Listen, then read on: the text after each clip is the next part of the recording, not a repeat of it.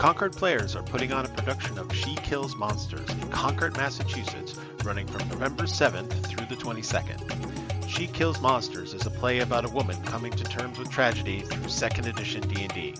It'll tug at your heartstrings and be rad as the nine hells. For more information and to purchase tickets, check out their website at concordplayers.org.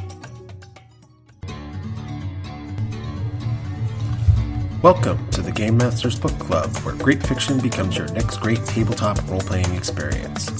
In this episode, Alex Jackl, Ian Eller, and Sean Murphy scout out the gaming potential of Jeff VanderMeer's Borne, where human and not-so-human characters come together in morally tangled relationships of dependence, deception, and destruction, all against the backdrop of a post-ecological disaster dystopia populated with biotech horrors. During this discussion, we move through topics ranging from can the game master be an unreliable narrator, the use of factions and intrapersonal conflict in your gaming party, and our opinion that Jeff VanderMeer is most certainly a tabletop role player. Let's get into the conversation. All right, everybody, welcome to another episode of the Game Masters Book Club, where we talk about awesome books. And this week we're going to be talking about Borne by Jeff VanderMeer, a fantastic sci-fi book. But before we get into that, we've got three great game masters returning again to talk to us about their reading experience and also about their gaming experience. And given the book, Borne, and its many factions within the story, we're going to have our game masters talk about multiple antagonists, intra-party conflict, where we've got lots of different groups working in their campaign. So we're going to start with Ian. Ian, are you ready to talk about games and intra-party conflict? I believe that I can handle this discussion. Excellent. You may proceed, sir. Oh, we're going to do that part now. I see. Here's the thing that I think that is super important when we're discussing about how factions work in RPGs. And I believe that the best way to put this is to say that factions are the way that the GM communicates to the players how their actions are changing or not changing the face of the world. When we create a campaign, what we often do is we drop the players into the middle of it and we ask them to do stuff. And what sometimes we fail at is telling them what impact their choices had. Faction play is the easiest way to show them how that works and what their choices change, right? And so when you have two powerful factions working against each other and the players aren't necessarily working for one or both of those, but they are doing things in the game that change the landscape, those factions have to change their decisions.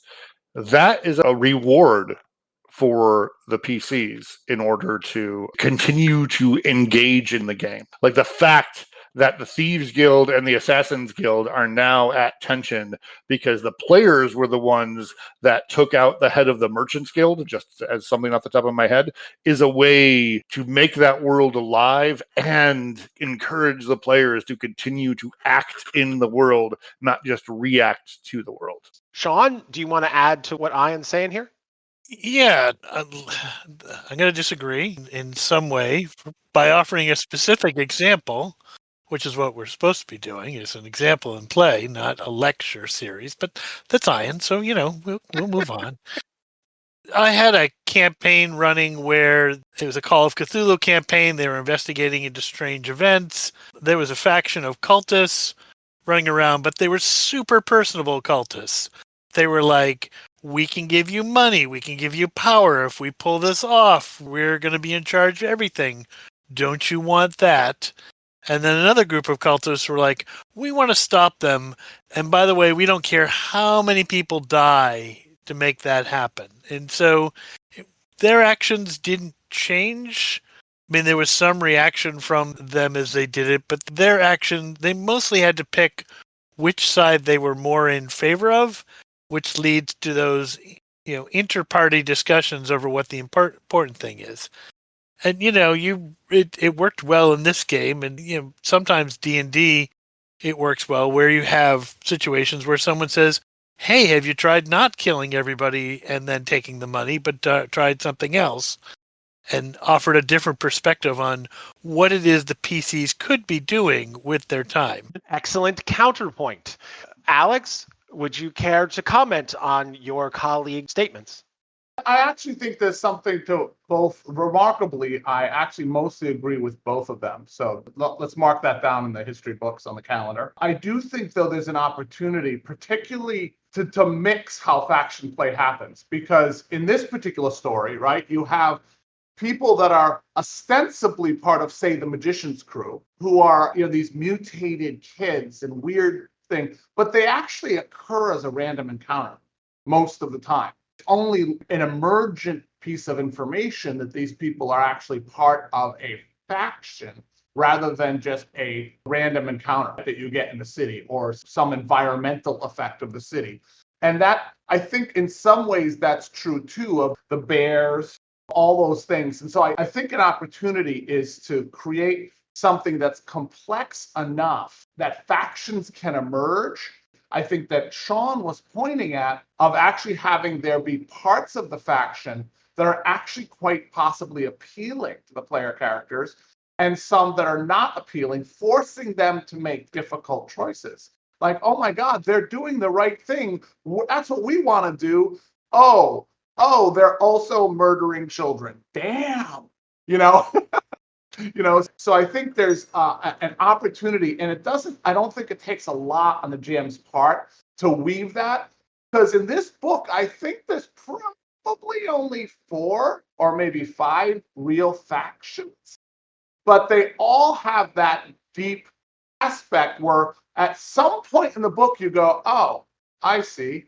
Well, that's sad.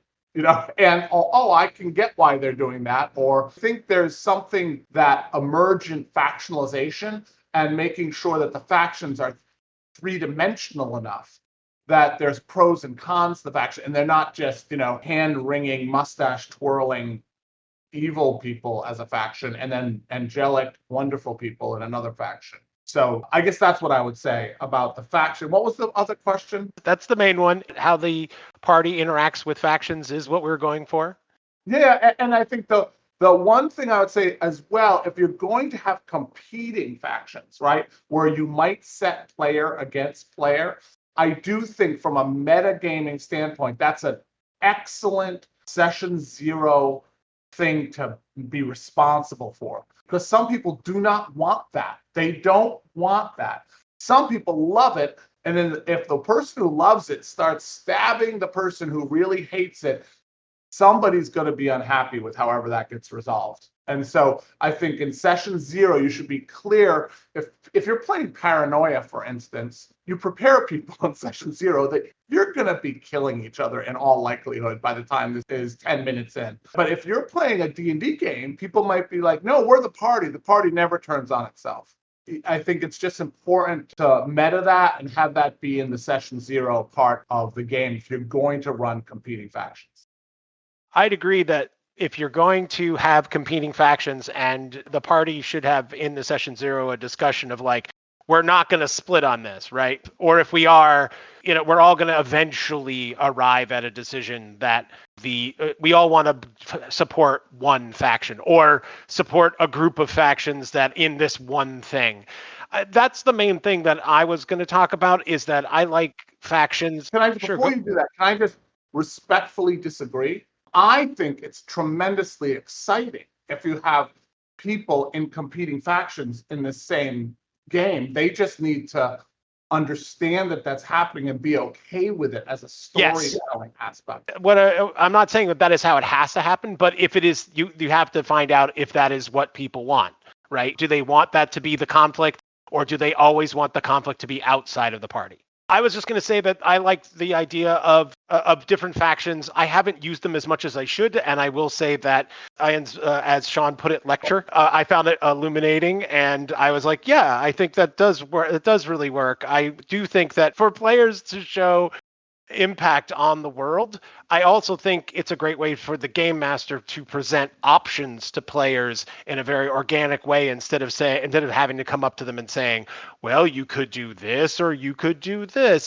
which feels very paternalistic and sort of railroady. Whereas if there's already a group of people doing that over there and a group of people doing that over there, you're at least defining some choices, and they can either decide to take one of your choices or they can pick a third road. That way, the factions are a great way to have that happen. In my current game, I have more urban law-based group, and I have a very rural, more chaos, less rule-based group, and I presented them both to my current campaign, and they ignored them both. But they're still there, and they're involved in big things that are happening, and now the characters are getting to like 9th or 10th level. They're starting to take notice that these players are bigger players, and thanks to you guys talking about this, I'm definitely going to have them push a little harder back on the players. The other thing that we were going to kind of talk about, I believe, was in addition to faction things, which is one thing, but also that intra-party conflict bit, the potential for having people sort of on opposite sides, but not necessarily outside of the same plot line. And we had discussed this, and Sean, this is for you. I'm going to give a specific example. I ran a game that was my 20th anniversary game for a D&D game that became a Mutants and Masterminds game because it was a long story about the development of a world that eventually landed in the superhero era. I won't go into further details because it's convoluted. But for the 20th year that we had been playing that game, I had a big crossover event, a Crisis on Infinite Earths sort of thing. And what I did is I brought a bunch of players that had played in the game before, but sort of as a guest basis, or we had moved locations and they weren't playing anymore or whatever, all physically together to be the alternate universe team of the same group of characters. And if I have any example of a game that fed off of and benefited from the idea of conflict without opposition, if that makes sense, it was that, because everybody was on the same team from the like fighting the collapse of the multiverse level, but they were also from different universes and different attitudes about the things that they wanted and the things that they thought were important. And that kind of thing, that intra-party conflict that we were talking about, that is not the same, I don't think, as faction play. That's a thing that we all need to do when we have access to complexities of play groups, which is relatively rare and I'm not sure is super commonly applicable, but I think is an interesting story.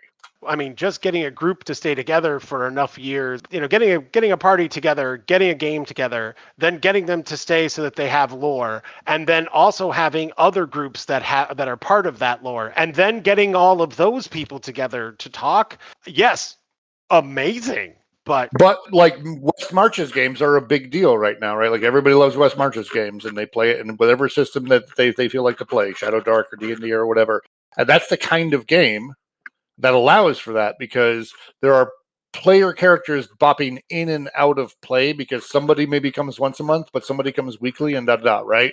And so you have group lore and you have group stories, and then at some point you can have that sort of intra-party conflict, the kind of thing where Rachel and Whisk don't necessarily what's his name, Sean? Wick don't agree at this hyper important aspect of the game. Like if we assume that's a game and Borne is the center of play, which I know we're going to talk about that, about whether Borne is a player character or not, but if that is the center thing, that's kind of what the question of intra-party conflict is about, right? Not are they going to punch each other, that Alex was talking about, but how do they go about like having different attitudes about the core center of play.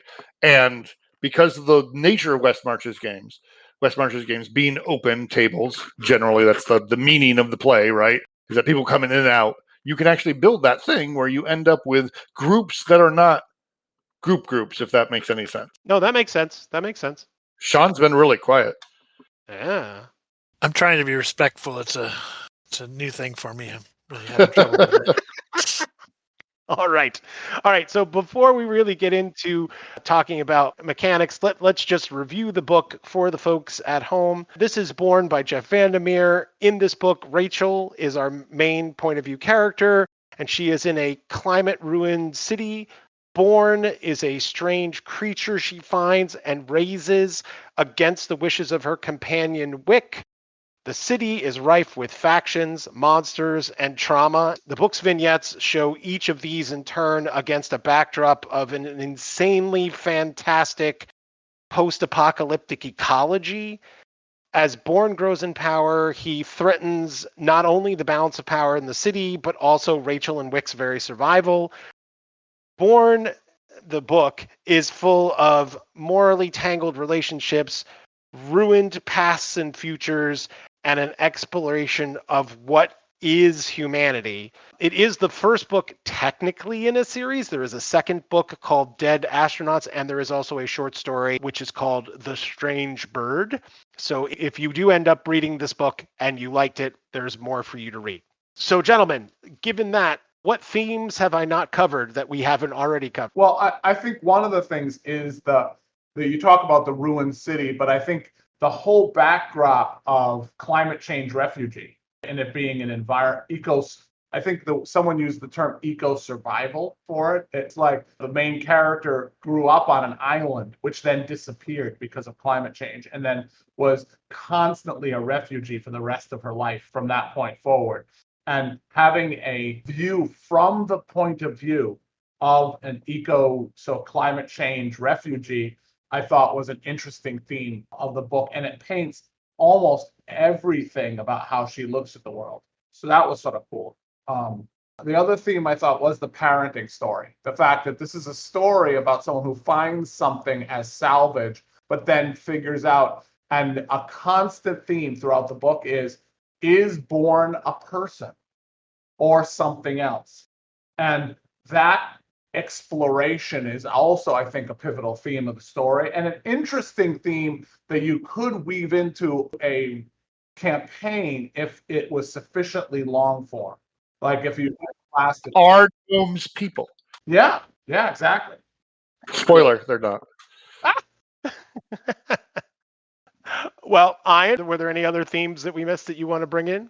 One of the things I find super interesting about it from a post-apocalyptic perspective, because I love that genre, right, is that we get a name for characters, but we don't get a name for any of the things that are world level, which is super interesting. You have a city that is unnamed, and you have the company, but is otherwise unnamed. But you know that there is a character called the magician, and you know there is a character called Mord, the giant flying bear, and you know, of course, our viewpoint character, Rachel, and so on and so forth. And I think that from a world building perspective, there is something to be said for this idea that we have this apocalyptic world, and we know that it is dying because of climate change, but also there's definitely a problem from the bioengineering perspective, right? Because the centrality of the company and the bioengineered tools that people use and whatnot. And I think that's an interesting juxtaposition, that we talk about characters and we give them names, and we talk about the world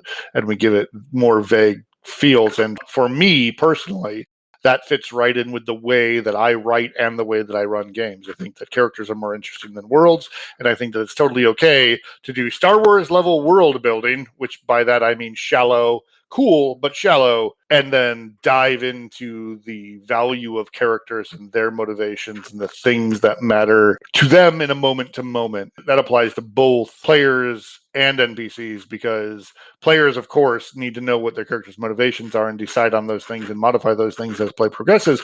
But GMs also need to know who the NPCs are, what they want in the context of this world, and that's how you respond to play. And I think that, if nothing else, Borne the book is a really great example of someone coming up with a strong but shallow world building design and then letting loose on it some pretty deep characters, both PC and NPC. Sean? The things I took from it in terms of overriding themes is this idea that they're in a survival situation, and it sort of defines their humanity, which I'll use in a general rather than related to any one specific species. And Wick, on one hand, is sort of held out early on as Rachel's protector, but he's also a drug dealer. He's tied into a lot of the horrors that are going on here. He knows that the magician is out gunning for her, but doesn't say anything. Borne seems like, oh my God, he ate those people, and that's horrible. But those people there generally were bad, and he protects those around him and makes significant choices based on that. It sort of leads to this question of who acted in the most moral way possible. We want to say, oh, well, Mort is just a bad creature, but he was created this way at some level, and he's a creature who's probably, based on what we find out towards the end, although that is pretty loose in terms of level of detail, he's probably in a fair bit of pain, or maybe even just being a tool filling out its mission. Like, is he evil? And what is evil? What is humanity? And what are the lengths people will do to survive? Is, I think, a constant theme in the book. Alec, you had more to add? Well, It's Alex. Of course he does. Of course I do, exactly. The other thing that's interesting is the fact that the hidden nature, a theme, is that you don't know what you think you know. The author did an amazing job, and actually a clearly intentional job, like for instance, with not naming the city, not naming the company, but having names for the characters, as Sean was pointing to, I think. I think the fact that the narrators are unreliable and that you slowly peel the onion away, that's also an interesting theme, and I think one that we can take that kind of thing in a group storytelling situation, like a campaign or a run, takes a little bit of finesse on the part of the GM to work with the players to actually have that work and have people remember enough details between runs and that kind of thing to actually make that work. Do you think you can actually run a game with an unreliable narrator? I'm not sure you can. Oh, you definitely can. You definitely can. Give me an example of how you do that. I have a game where a character was running a cleric. He's still running that cleric. And he, in the beginning, the church presented a particular story that was a creation story, and that was the story of who the god was.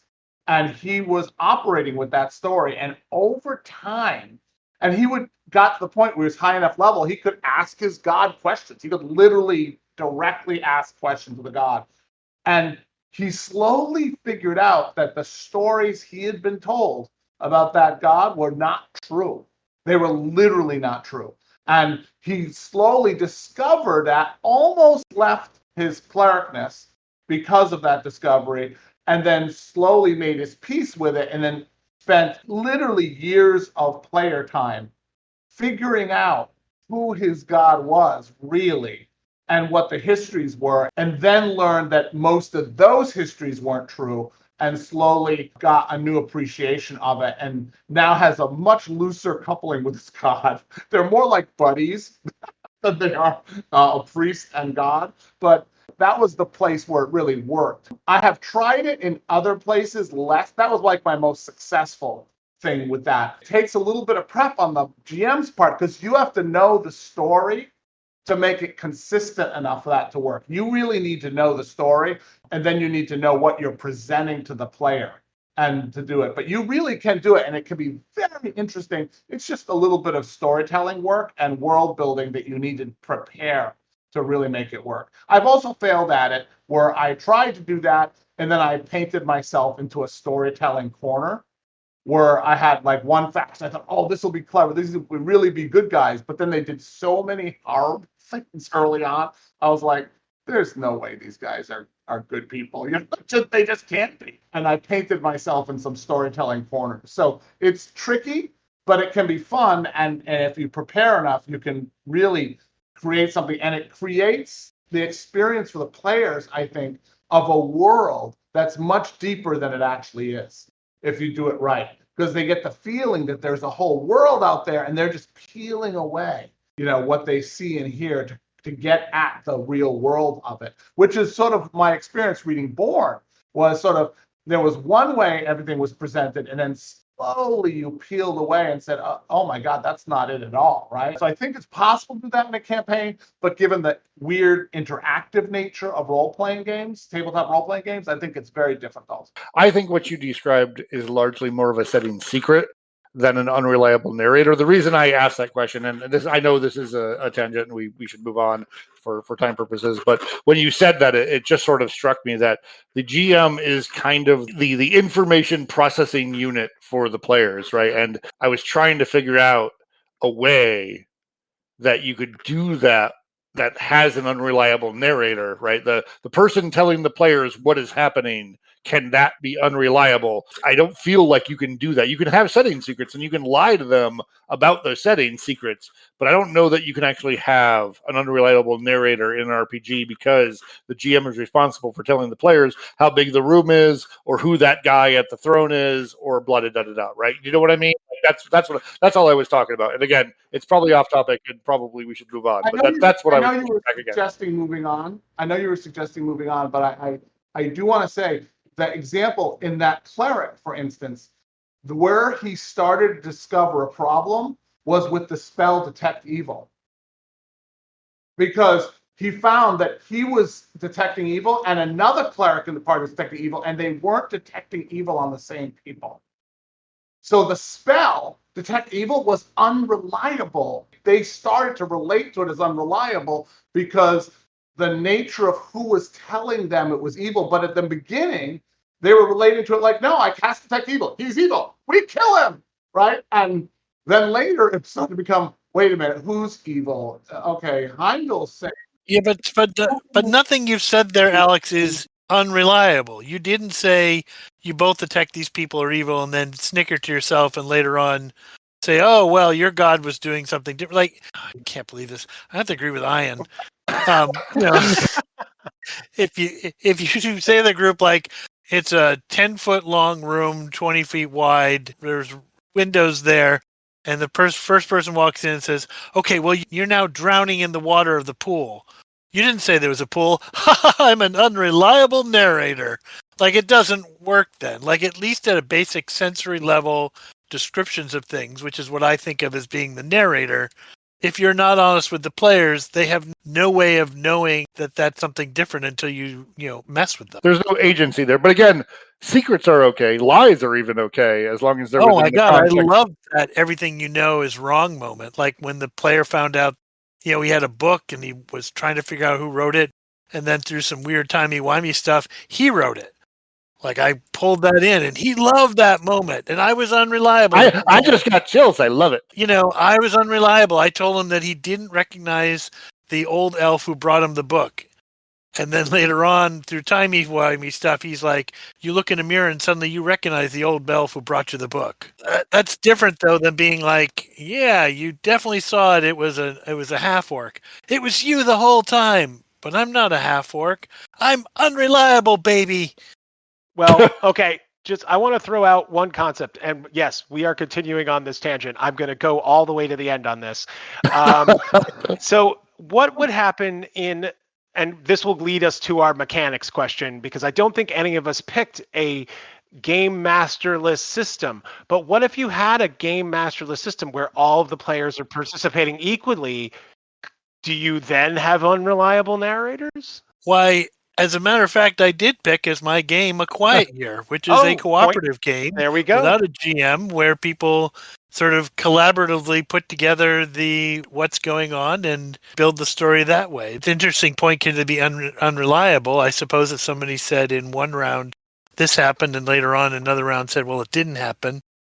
But I think that seems unlikely. Yeah, so. I agree in that situation for sure. But Sean, since we've gone that way already, why don't you continue and talk to us about the mechanics that you would use to evoke Borne, since you've already mentioned your mechanics? The Quiet Year it's played with a deck of cards. Each card corresponds to a week in the year.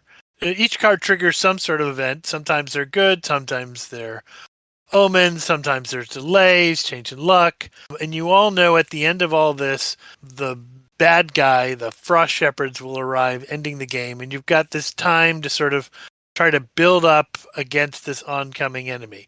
So it's not an exact layover match to what's going on here, but it did strike me that a lot of the scenes here felt like they flipped over a card.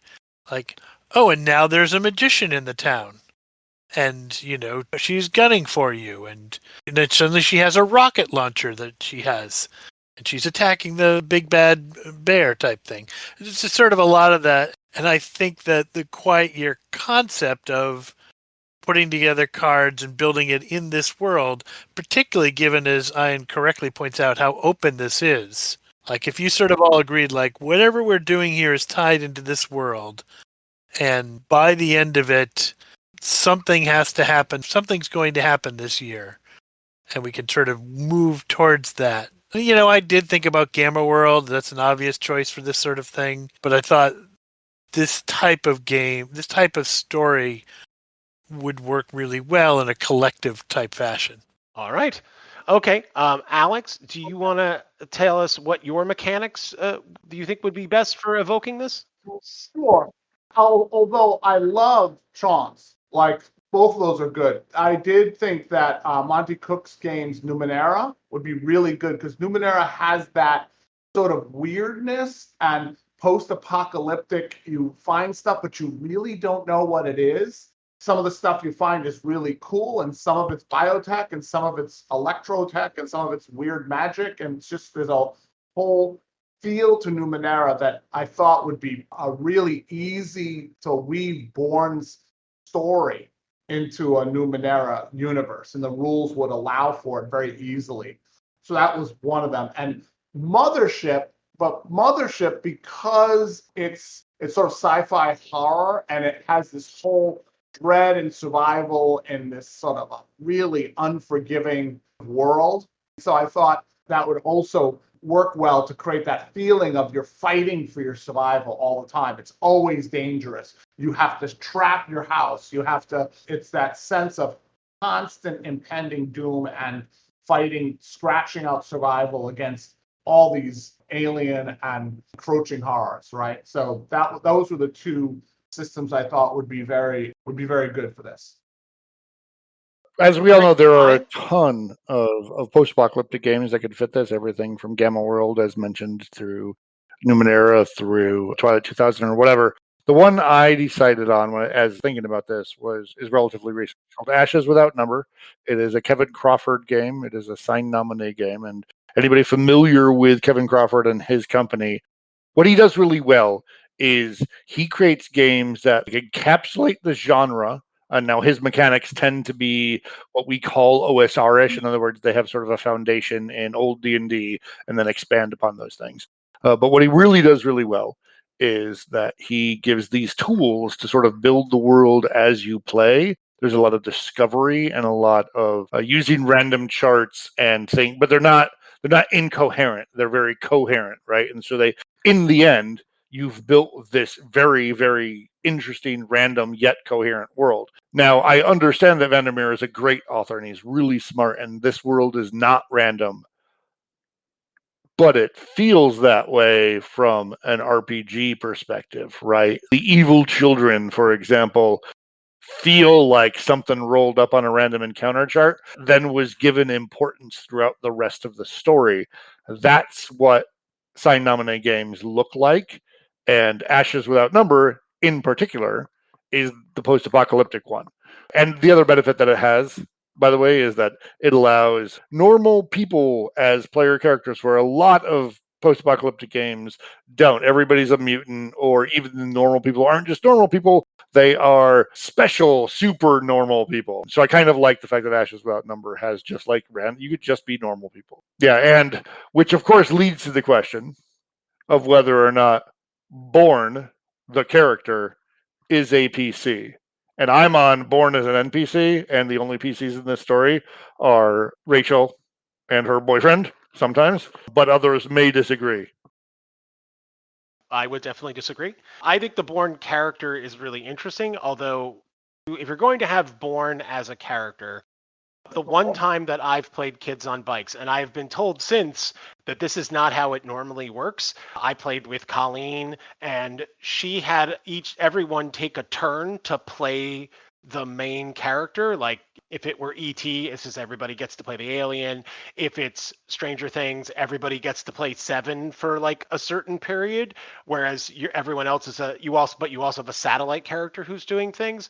I think it could work in a kids on bikes sort of situation in that regard, but I do agree with you, Ian, that you can't have a completely amorphic, basically superpowered character and everyone else is a normal person and have a very satisfying role-playing experience unless everyone gets a chance to sort of experience being But the superpowered that's not monster. why I don't think he's a player character, right? Because Buffy came out 20 years ago, solved that problem by like with its meta currency, blah blah, right? Like it did a good job of it. Like you can solve that problem mechanically. The reason I don't think Borne is a PC is that Borne's existence, what Borne does is Borne drives action by the two characters I listed as PCs. So that in an RPG, to me, makes him an NPC because his choices and the weird stuff he does and following Rachel in the city and then she has to watch out for him and she's not paying attention as much as she should, blah, blah, blah. That's why I think Borne is an NPC, not because he is more powerful than the human characters, but because his stuff feeds directly into the stuff that the people I think are PCs do.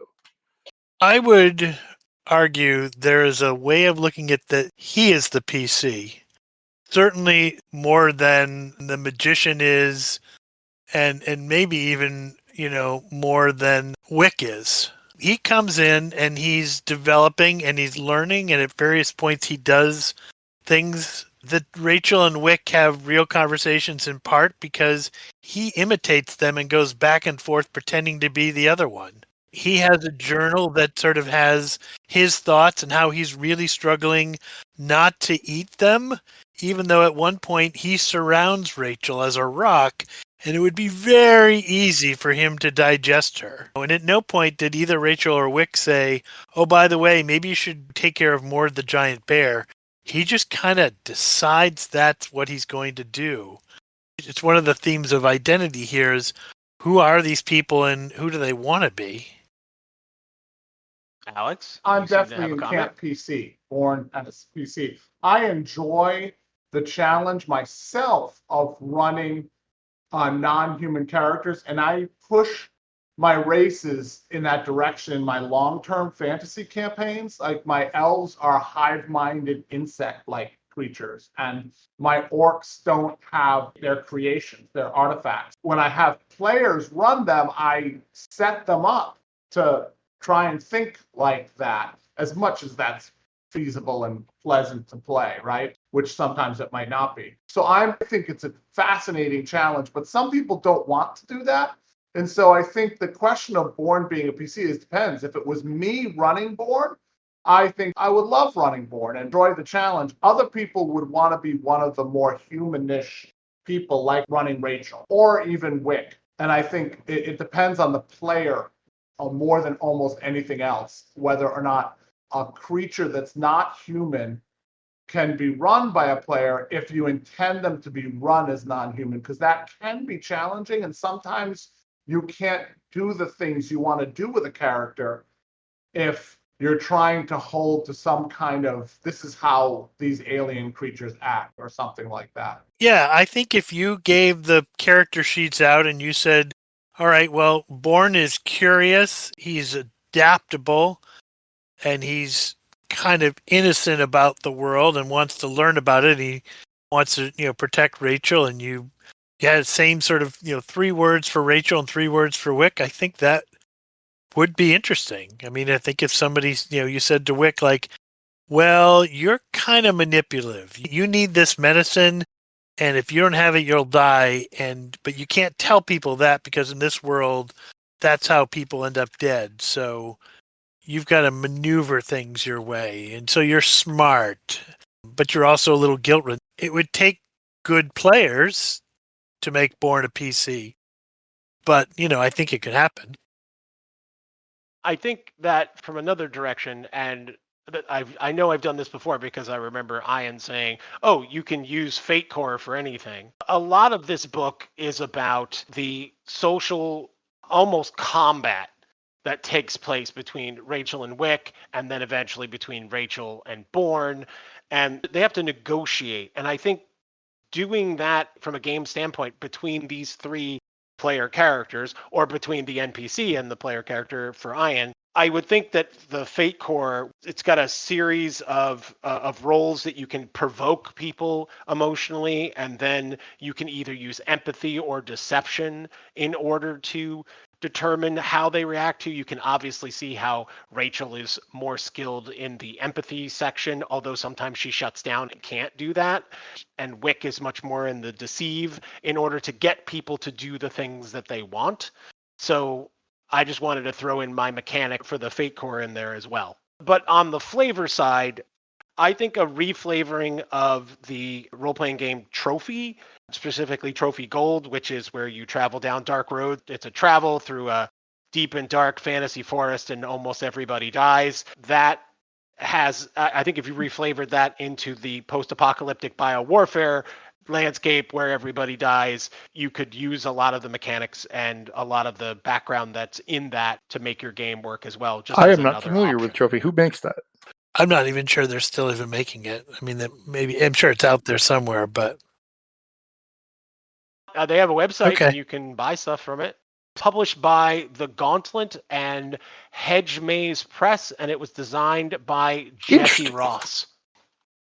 Worth checking out. Seemed like a really cool thing. Again, I haven't played it before, but I read through parts of the system and I was like, I got the feeling a lot of the time that I was walking through a dangerous place, almost like a deep and spooky wood, and horrible things kept coming out and doing things. And that's the entire basis of that role-playing game. So I felt like it fit the Borne model pretty well. We've actually spent a decent amount of time talking about things that we would like to take away from Borne and put into our games. We've talked a lot about the themes and how those themes are there, but are there any more direct, let's say, more concrete items from the story that you'd like to bring into your role-playing games? Sean, I think you said something about so in the back of my book, the author has kindly put in a bestiary and describes the creatures and has the page number you can go to find out. So things that are mentioned quickly in passing, he provides 2 or 3 paragraphs on that gives you a little bit more information on it, and suddenly some of them pass by so quickly you don't even notice them, but when you see them sort of a bestiary out there, you get a sense of like, oh wait, this is a real thing that I could add on some stats and use in a game. Almost clear that Jeff VanderMeer is a gamer and wanted to give us like, oh yeah, that creature, here's the flavor text. Or at the very least, stat block. he spent some time doing some discovery, right? And he's like, that's not going to waste. One of the things I liked about that aspect of the book, which I think is very good for world building. Some GMs are not as crazy as I am, but I like to know who's in which niche. What's the apex predator? What are the things that eat? What are the scavengers? What are the flying scavengers? What are the land scavengers? But having that as background text, I'll roll random encounters sometimes, and then I'll roll the intensity of the encounter. 00 could be Mord, the flying bear. I might roll a 0-2 on percentile dice, right? And then that would be, you see in the distance a fox dart between 2 buildings. And that kind of flavor text, I think, adds a lot. So if you know what that background, what the city is, right, in terms of what are the most common things you might see walking down the street, it gives you that ability to flavor text the city into existence without you having to talk a lot and like narrate a lot. You can just say, have a random encounter where they see in the distance a particular thing, or either an object or a building or an animal or a creature. Or see Mord way off in the distance. Every now and then, every half an hour, you see Mord flying around somewhere or crashing into a building way off in the distance or something like that. I am definitely team horrible, murderous, child, cyborg, bio monsters, right? Yeah, those are going in every game. Absolutely, they are terrifying. They're so horrible. And I stopped reading and did a little clap when they got completely murdered by board proxies, who are they're not good things, right? Like, it wasn't like the good guys one. It just was like, oh, those children are dead. That's great. Alex, I know you had more things you wanted to talk about, so can you jump back in? I think having sources of antagonists is nice. For instance, the company, there were like different, like 3 or 4 or antagonists, or maybe only 2 or 3, but 2 or 3 antagonists that came from this one source, which is almost like having a thematic source. And then there were climate change, sort of eco sources, though, but they're all tied together, right? The company clearly helped with the eco disaster, but the magician, was connected to the company. And then having multiple sources for antagonists, I think, is a fun thing I would take away. The other thing is, I really liked Borne. At first, I was like, are you serious? A flying giant bear? Seriously?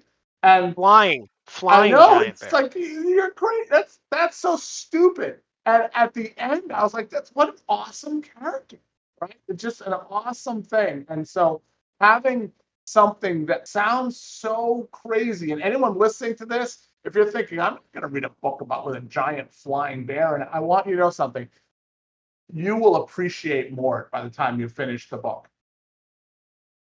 I will throw in my pitch at the end of that to say that anytime you can make a giant corporation the enemy, I am in. I will always play that game. I will always run that game. I find corporations a continuous font of evil that feed almost every single one of my games, even if I don't live in a very corporate, even if I put my characters in a not very corporate sort of world. The idea of this faceless and sometimes mindless driving force that people are supporting feels, I mean, it feels cult-like, but in a evil, greedy sort of way, and so it fulfills all the things. So whenever you've got an evil corporation in charge of something, I'm always going to be there. You guys covered a lot of the really good stuff, the bestiary and all the fun things that are there. I also especially like all of the ecological dangers that were out there, that you can't drink the water, and that the rain, I think, is dangerous, and you're walking by a plant and that plant will kill you, and the rain with the idea salamanders, where it rains. Oh yeah, salamanders, stuff like that. Just great stuff. Just crazy, insane stuff. Those kind of ecological and world weather effects like that's really makes for a fantastic game world. But media. Yes, we know that Jeff VanderMeer has presence, he has a style, and he's written a bunch of other books, so please read everything by Jeff VanderMeer. But if you wanted to find inspiration along the lines of Borne, where would we go and find that? Ian, did you want to start? Now, I'm a big fan of weird post-apocalyptic fiction, and the weirdest post-apocalyptic fiction came out in the 80s with a lot of movies, and they're not good, but they're great. And the one that I'm going to tell everybody to watch, especially you youngins who have discovered podcasts recently, should absolutely watch Hell Comes to Frogtown, which is an epic of epic proportions that stars one former wrestler and a bunch of people in frog costumes. And I'm being flipped, but seriously, the weirdness of the genre, especially as expressed in that era, when a lot of it was complete garbage, right? It was responses to Conan movies and Mad Max, and they mixed those things, and it just got weirder and weirder and weirder. But one of the beautiful things about Borne is it is intentionally and beautifully weird, right? Stuff happens that makes very little sense, but at the same time feels very real.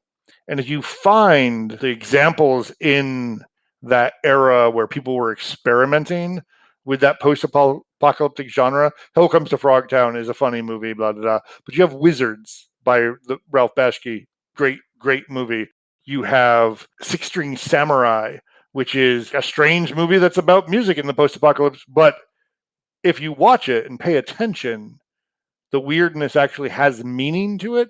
That's what I think that people that really like Borne should sort of dig into. There's an era in the 80s when post-apocalyptic media, particularly movies, but there were books and stuff too, that embraced the weirdness, but still wanted to say something. And I think Borne does that. And Borne does it differently in the sense that it is talking about climate change and it's talking about bioweapons and biotech. And in the 80s, it was all about nuclear war. But that idea that the world has been ruined and the world is weird now, but there is still something to seek out. There are relationships that we should have. I think you can find a lot of that reflected in that era. Yeah, like Night of the Comet, which is again not nuclear, but definitely that's in that. That's a don't you think? zombie movie, technically. Well, actually, that's a zombie. Fine. There we go. Fine. All right. Fine. Alec, get me out of this trap and tell us about some of the media that you're interested in. One of the films I like is the Girl with All the Gifts, which has this theme of protecting this girl that is young but dangerous and has weird powers, and you don't really know what's going on, and there's a whole biotech infection and a lot of moral dilemma. Great book, by the way. Excellent book. And I love District 9, which is it's South African movie about this alien shit hanging over a city, and this guy that starts actually turning into an alien and dealing with this change in who he is and what he's about, and it's about a corporation as the enemy. So you would really like it, Eric, right? Yep, absolutely. Bad guy corporations. So that's really good on that side. And I think on the book side, I really thought Annihilation is a good counterpoint to this. It's a very different book than this, right? But one book I thought would be really good counterpoint. This is Ridley Walker, which is a book by Russell Hoban, and it's about post-apocalyptic scavenging and this altered language and a fragmented history and sort of a weird. The Wind-Up Girl, I don't know if you've read that. You guys have read that by Paolo, I can't say his last name, Bacigalupi, and which is this like weird biotech dystopia with corporations controlling everything and biotechnically engineered species, and it's all about survival. And also, however, has the same aspect of Borne as really being about the characters and not about the world. And Wind-Up Girl is one of the earlier eco-apocalypse sci-fi novels. It came about early in the state where people were starting to realize that maybe nuclear bombs were not our biggest problem. Sean, I wasn't as focused on the end of the worldy type stuff. I thought that the weirdness of it, Tales from the Loop, would be a more solid connection. If you like the feel of not entirely knowing what's going on around you, but you want a gentler, kinder way than Black Mirror, Tales from the Loop would be the way I would go. If you really like the idea of sort of people surviving in a horrible situation, I thought the later parts of BPRD, where they're dealing with the end of the world, fit that mode. It went on longer than it needed to, but you do have a situation of large, horrible creatures floating around and not knowing what to do with them, alliances shifting from here to there, old plots rising back up towards the end of the thing. So those are what I would recommend if you like that spirit. Agreed. Anything with the BPRD and Hellboy and that whole group is always awesome. When I looked at this, my first reaction was very China Melville or Mieville, Peridot Street Station. I think that has the weirdness factor, but probably cranked up way more. VanderMeer is a bit more realistic, and Melville is just turn that knob way up there. The one that I really like that I want to recommend is by Megan Lindholm, which is a pseudonym for Robin Hobb. They wrote a book called Wizard of Pigeons. It's an urban fantasy with a completely unreliable narrator. So if you like the idea of not knowing what's going on and not really understanding how the world works until the very end, like this book does a lot of, the Wizard of Pigeons is basically a guy who is a wizard, or is he a wizard, or is he a homeless guy? And he's in, I think, San Francisco. I didn't double check that before we started, but he's in San Francisco, and people are trying to help him, but he's also trying to save the world kind of from monsters. But is he really, or is he just a crazy guy that's a great book, and I That's a mind-bending book that I think is fantastic. I 100% agree. It's brilliant. Well, it's one of the books that I read and was like there's before I read Wizards of Pigeons and then after that. And then the last thing I'm going to recommend is the first non-fiction book I've ever recommended on the show, which is I would recommend Under a White Sky by Elizabeth Kolbert. She is the person who wrote The Sixth Extinction, and she is a scientist, and that is her book on climate change and where the planet is heading. So if you are interested in any of the real things that are going to happen in climate change and this whole climate survival and where we're going to end up is of interest to you after this, I would recommend Under a White Sky by Elizabeth Kolbert. And it's good for you to read nonfiction. Nonfiction can be very enjoyable. At some point, we're going to have to do a Game Masters book club where we read a nonfiction book. It should happen. I don't know what we would pick or when, but it will happen.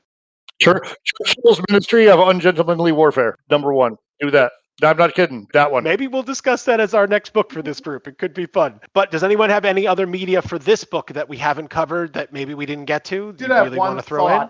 There's a movie called Children of Men, which is a post-apocalyptic thing where kids aren't being born. And it doesn't have the same thematics to it exactly, but the feel of the movie is, I think, very similar to the feel that Borne has. And so I was thinking of that as we were talking about media.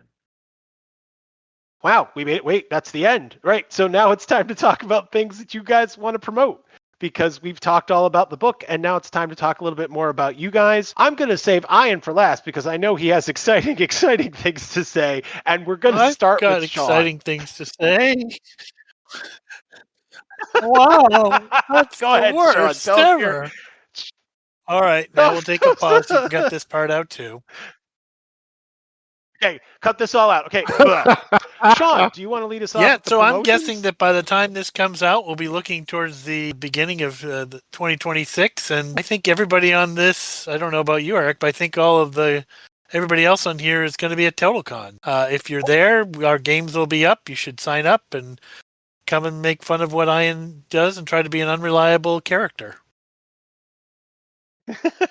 Just a note, TotalCon will be in Massachusetts, February 19th through the 22nd, 2026. I will definitely talk to the guys at TotalCon and see if I can't get as many of our GMs as possible, since I think most of them will be at TotalCon.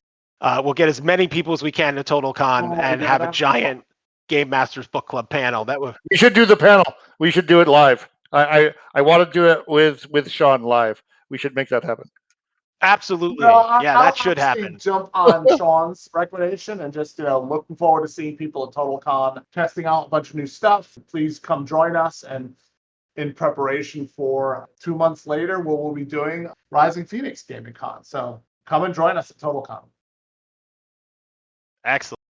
Ian, promos for you. Go ahead. I have been very lucky recently that now that I have finished getting my civil engineering degree, I am doing some freelance work again, and this year I have done some work for a setting called 9 Worlds. It is a Savage World setting, but it is also a 5e setting, and will soon be a campaign frame for Daggerheart, which is exciting, and I will be running that at Carnage. In addition, and I can say this here, everybody is sworn to silence, but by the time this goes out, it'll be available. Everybody will know.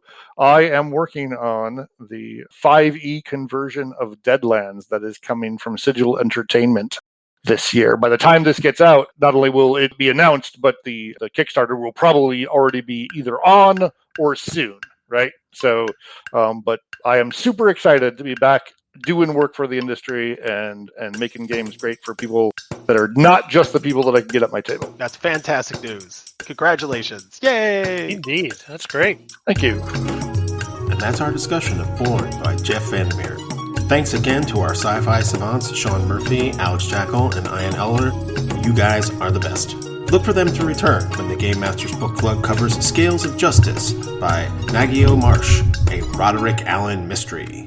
You can find a complete transcript of today's discussion, as well as links to all of our podcasts at k-squareproductions.com/GMBC. You can learn about upcoming episodes on our social media on Blue Sky at gmbookclub.bluesky.social, on Facebook at Game Masters Book Club, on Mastodon at Game Masters Book Club, and on Instagram at Game Masters Book Club.